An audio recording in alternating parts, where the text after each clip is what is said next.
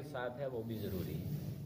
اب اگر صرف ایمان ہو تو اعمال نہ ہوں جن کا تعلق انسان کے ظاہری اعضاء کے ساتھ ہے تو وہ کافی نہیں ہے، کیونکہ اعمال کا حساب دینا پڑے گا۔ جو فرائض ہیں خاص طور پہ، جس طرح نماز کے بارے میں حضور علیہ السلام نے فرمایا اول ما یحاسب یوم القیامت الصلاۃ، کہ سب سے پہلے قیامت میں جس چیز کے بارے میں پوچھا جائے گا وہ نماز ہے، اور اس طرح اور بہت سارے فرائض ہیں ان کے بارے میں پوچھ ہوگی، اور اگر خدا نخواستہ ان کے اوپر پورا نہیں اترے تو پھر اس کے اوپر سزا ہے۔ اس لیے صرف ایمان جو ہے یہ کافی نہیں ہے، اس کے ساتھ ساتھ اعمال کا ہونا بھی ضروری ہے۔ اسی طرح اگر انسان اعمال کرتا رہے، ظاہری اعضاء سے جو کام ہوتے ہیں وہ کرتا رہے اور دل کے اندر ایمان نہیں ہے تو وہ بھی اس کا بھی کوئی فائدہ اس کو نہیں ہوگا۔ تو یہاں پہ ارشاد فرمایا کہ مسلمان کون ہے، تو حضور علیہ الصلوۃ والسلام نے ارشاد فرمایا کہ مسلمان وہ ہے جس کی زبان سے اور اس کے ہاتھ سے دوسرے مسلمان محفوظ رہیں۔ تو کسی کو زبان کے ساتھ ایذا دینا، کسی کو گالی دینا، زبان کے ساتھ بہت طریقے ہیں، کسی کو برا بھلا کہنا، کسی کی غیبت کرنا، کسی کو طعن و تشنیع کرنا، کسی کی بےزتی کرنا ناحق، تو یہ ساری چیزیں جو ہیں یہ زبان کے ساتھ لوگوں کو تکلیف پہنچانا ہے۔ تو فرمایا کہ جس کی زبان سے اور جس کے ہاتھ سے کسی کو مارنا، ہاتھ سے کسی کی کوئی چیز استعمال کر لینا جس سے اس کو تکلیف ہو، ہاتھ سے کسی کی کوئی چیز اٹھا لینا، چرا لینا، یہ چیزیں جو ہیں یہ ہاتھ سے بھی بہت سارے کام ہیں جن سے انسان جو ہے وہ دوسرے انسانوں کو تکلیف پہنچاتا ہے۔ تو یہاں پہ اللہ کے نبی نے ارشاد فرمایا کہ مسلمان تو وہ ہے جس کی زبان سے اور جس کے ہاتھ سے لوگ دوسرے مسلمان محفوظ رہیں۔ یہ اخلاق سے تعلق رکھتی ہے حدیث، جو حضور علیہ الصلوۃ والسلام کے اخلاق ہیں ان اخلاق کی بنیاد ہے یہ حدیث۔ یہ اخلاق کا مطلب یہ ہوتا ہے کہ ہم نے لوگوں کے ساتھ کیسے رہنا ہے، ہم نے معاشرے کے اندر کیسے رہنا ہے۔ اسلام اور مذہب اور دین جو ہے یہ 3 قسم کی بلکہ 4 قسم کی چیزوں کے اوپر مشتمل ہے اور 4 چیزوں کا مطالبہ کرتا ہے۔ نمبر 1 پہ عقائد، نمبر 2 پہ جو ہے عبادات، اور نمبر 3 پہ معاشرت، معاملات، اور نمبر 4 پہ اخلاق۔ یہ 4 چیزیں اللہ تعالیٰ کی ڈیمانڈ ہیں۔ حضور علیہ الصلوۃ والسلام نے ان کے اوپر زور دیا ہے۔ صرف عبادات کا نام اسلام دین نہیں ہے، معاملات اور معاشرت کا نام بھی دین ہے، اور اسی طرح اخلاق کا نام بھی دین ہے، اور عقائد تو بہت ضروری ہیں، بنیاد ہیں۔ تو اس طرح یہ اخلاق کے ساتھ، معاشرت کے ساتھ، معاملات کے ساتھ یہ حدیث تعلق رکھتی ہے۔ تو اس میں یہ فرمایا۔ دوسرا، الفاظ جو ہیں تھوڑا سا فرق ہے دونوں کتابوں کے اندر۔ بخاری شریف کے اندر بھی حدیث موجود ہے اور مسلم شریف کے اندر بھی حدیث موجود ہے۔ الفاظ میں تھوڑا سا فرق ہے، معنی دونوں کا ایک ہی بنتا ہے۔ اب جو بخاری شریف کے الفاظ ہیں ان میں ہے المسلم من سلم المسلمون من لسانہ و یدہ۔ اس میں یہ ہے کہ بغیر سوال کے حضور علیہ السلام نے ارشاد فرمایا کہ مسلمان وہ ہے کہ مسلمان اس کے زبان اور اس کے ہاتھ سے محفوظ رہیں۔ کسی نے پوچھا نہیں، کسی نے سوال نہیں کیا۔ اور امام مسلم رحمۃ اللہ علیہ نے جو الفاظ بیان فرمائے ہیں ان میں ایک سائل کا ذکر ہے، سوال کرنے والے کا ذکر ہے۔ اس نے حضور علیہ الصلوۃ والسلام سے سوال کیا کہ ای المسلمین خیر، کہ مسلمانوں میں سے بہتر کون ہے؟ تو اس کے جواب میں اللہ تعالیٰ کے نبی صلی اللہ علیہ وسلم نے وہی الفاظ ارشاد فرمائے، من سلم المسلمون من لسانہ و یدہ۔ تو مطلب معنی جو ہے وہ دونوں کا ایک ہی بنتا ہے۔ تو یہ چیزیں ہیں، اور اس میں ان چیزوں کے ساتھ جو ہے وہ بچنا چاہیے۔ اب مسلمانوں کی سلامتی کا ذکر فرمایا یہاں پہ، عام انسان، عام لوگوں کو یا کافروں کے بارے میں نہیں فرمایا، بلکہ کہا کہ مسلمان وہ ہے کہ دوسرے مسلمان اس کے ہاتھ اور اس کی زبان سے محفوظ رہیں۔ اس کی وجہ یہ ہوتی ہے کہ بعض دفعہ کافر لوگ جو ہوتے ہیں اللہ تعالیٰ کے دشمن لوگ جو ہوتے ہیں، اللہ کو نہ ماننے والے لوگ جو ہوتے ہیں، ان کے لیے بعض دفعہ ہاتھ استعمال کرنا پڑتا ہے، اور اسی طرح ان کے لیے بعض دفعہ زبان استعمال کرنی پڑتی ہے، اور اس وقت ہاتھ کا استعمال کرنا کافروں کے خلاف، اس کے لیے شرائط ہیں، اس کے لیے قواعد ہیں، قوانین ہیں، ضابطے ہیں۔ جہاد ویسے نہیں اپنی مرضی سے انسان جو ہے وہ شروع کر دے، یہ اللہ تعالیٰ کی طرف سے ایک حکم ہے، اس کے لیے اصول اور ضوابط ہیں۔ جس طرح انسان نماز اپنی مرضی سے نہیں پڑھ سکتا، اس کے لیے قوانین ہیں، اس کے لیے اصول ہیں، ضابطے ہیں۔ اسی طرح جہاد جو ہے کافروں کے خلاف لڑنا، اس کے لیے بھی اصول و ضوابط ہیں، اس کے لیے بھی قوانین ہیں، اس کے لیے بھی حضور علیہ السلام نے طریقہ کار اختیار بتلایا ہے۔ تو وہ ساری چیزیں اگر موجود ہوں، جہاں پہ کوئی ایسی ضرورت پڑ جائے تو وہاں پہ ہاتھ کو استعمال کیا جائے ان کے خلاف، ان کو تکلیف ہو یا ان کے جسم کٹیں یا وہ مریں، یہ سارا عبادت ہے، لیکن وہ ہر حال میں نہیں ہے۔ اور اسی طرح زبان کے ساتھ بھی بہت ساری چیزوں کے اوپر انسان کو تنقید کرنی پڑتی ہے، جو اسلام کے خلاف ہوتی ہیں ان کو واضح کرنا پڑتا ہے، لوگوں کو بتلانا پڑتا ہے۔ تو اس لیے فرمایا کہ مسلمانوں کے خلاف جو ہے وہ ہاتھ بھی استعمال نہ ہو، اور مسلمانوں کے خلاف انسان کی زبان جو ہے وہ بھی استعمال نہ ہو۔ تو یہ اس حدیث کا خلاصہ ہے۔ اب اس کے اندر ایک دوسرا جز بھی حضور علیہ السلام نے ارشاد فرمایا۔ ایک فرمایا کہ مسلمان کون ہے، اور دوسرا فرمایا کہ مہاجر کون ہے۔ مہاجر ہجرت کرنے والے کو کہتے ہیں، اور اس کے اوپر بھی بڑا اجر ہے، ہجرت کے اوپر بڑا اجر ہے، بے شمار اجر ہے۔ حضور علیہ السلام نے 3 چیزوں کا ذکر فرمایا ایک حدیث پاک کے اندر، اور اس کے ساتھ فرمایا کہ گناہ معاف ہوتے ہیں۔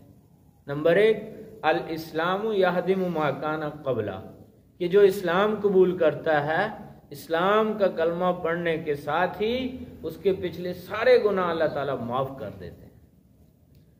والحج یہدم ما کان قبلہ، اور جب انسان حج کرتا ہے تو حج کرنے کے ساتھ ہی اس کے پچھلے سارے گناہ معاف ہو جاتے ہیں۔ والہجرت تہدم ما کان قبلہ، اور جب انسان دین کے لیے، اللہ کے لیے ہجرت کرتا ہے تو اللہ تعالیٰ اس کے پچھلے سارے گناہوں کو معاف کر دیتے ہیں۔ مہاجر ہجرت کا عام معنی تو یہی ہے کہ ایک مکان کو چھوڑ کر دوسری جگہ چلے جانا، دوسرے مکان پہ چلے جانا، دین کے لیے، اسلام کے لیے، اپنے مذہب پر عمل کرنے کے لیے۔ جس طرح حضور علیہ السلام نے جب مکہ کے اندر اپنے دین کے اوپر چلنا ناممکن سا ہو گیا تو اس وقت پھر اللہ تعالیٰ نے حکم فرمایا کہ آپ مکہ کو چھوڑ کر مدینہ طیبہ تشریف لے جائیں، یہ ہجرت تھی۔ اس طرح جب ہم تاریخ پاکستان کو پڑھتے ہیں، تحریک پاکستان کو جب پڑھا جاتا ہے تو اس میں بھی ہمیں یہ چیز نظر آتی ہے۔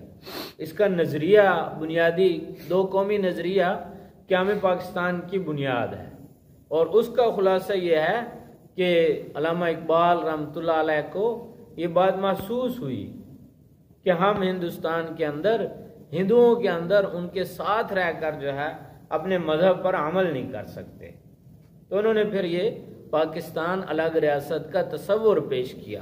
اسی کو کہا جاتا ہے 2 قومی نظریہ، کہ مسلمان جو ہے وہ الگ قوم ہے اور ہندو الگ قوم ہے۔ تو اس لیے یہ 2 قومیں ہیں، تو ہندوؤں کے ساتھ رہ کر ہم جو ہے وہ اسلام پہ، اپنے مذہب پہ عمل نہیں کر سکتے۔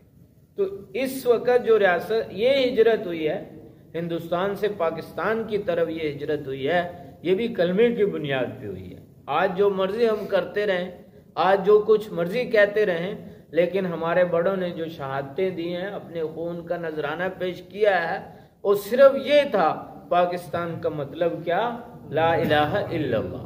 تو یہ جو ہندوستان سے پاکستان کی طرف ہجرت ہوئی ہے، یہ بھی کلمے کی بنیاد پہ ہوئی ہے اور اسلام کی بنیاد پہ ہوئی ہے، اور یہ حقیقت ہے کہ دنیا کے اندر، تاریخ انسانی کے اندر 2 ریاستیں کلمے کی بنیاد پہ قائم ہوئی ہیں۔ ایک ہے مدینہ المنورہ، حضور علیہ السلام نے قائم فرمایا کلمے کی بنیاد پہ، اور ایک ریاست پاکستان ہے جو کلمے کی بنیاد پہ اس کو قائم کیا گیا۔ تو یہ ہجرت جو ہے یہ بھی اسلام کی اور کلمے کی بنیاد پہ ہجرت ہے، اس کے اوپر بھی وہی وعدے ہیں جو ہجرت کے اوپر وعدے اللہ تعالیٰ نے فرمائے ہیں اجر کے۔ ایک اور بھی ہجرت ہے، حضور علیہ الصلوۃ والسلام نے ارشاد فرمایا کہ اس ہجرت کے ساتھ ساتھ، مکانی ہجرت کے ساتھ ساتھ انسان کو ایک اور ہجرت بھی کرنی چاہیے۔ وہ ہجرت ہے انسان گناہوں کو چھوڑ کر نیکیوں کی طرف آ جائے۔ جو اللہ تعالیٰ کی منہیات ہیں، جن سے اللہ تعالیٰ نے منع فرمایا ہے، ان چیزوں کو چھوڑ کر ان چیزوں کی طرف آ جائے جن کے کرنے کا اللہ تعالیٰ نے حکم دیا ہے، یہ بھی ہجرت ہے۔ اور اس کو جو ہے ایک حدیث پاک کے اندر یہ اللہ تعالیٰ نے جہاد بھی فرمایا ہے، اور ایک حدیث کے اندر جہاد اکبر فرمایا ہے۔ ایک جنگ سے واپس آئے حضور علیہ الصلوۃ والسلام، جنگ سے واپس آ کر صحابہ کرام کے سامنے تشریف فرما تھے، تو فرمایا کہ رجعنا من الجہاد الاصغر الى الجہاد الاکبر، رجعنا من الجہاد الاصغر الى الجہاد الاکبر، کہ ہم جہاد اصغر یعنی چھوٹے جہاد سے بڑے جہاد کی طرف واپس آ گئے ہیں۔ بڑا جہاد کیا ہے؟ نفس کے خلاف جہاد ہے، گناہوں سے رکنا یہ بڑا جہاد ہے، اور نیکیوں کے اوپر چلنا یہ بڑا جہاد ہے۔ تو یہاں پہ حضور پاک صلی اللہ علیہ وسلم نے یہ ارشاد فرمایا کہ یہ بھی ہجرت ہے، اس کے ساتھ ساتھ یہ بھی ہجرت کرنی چاہیے کہ اللہ تعالیٰ کے منع کیے ہوئے کاموں سے انسان اس کے بتائے ہوئے جن کاموں کی طرف آنا ہے ان کی طرف آئے، جن کے کرنے کا حکم۔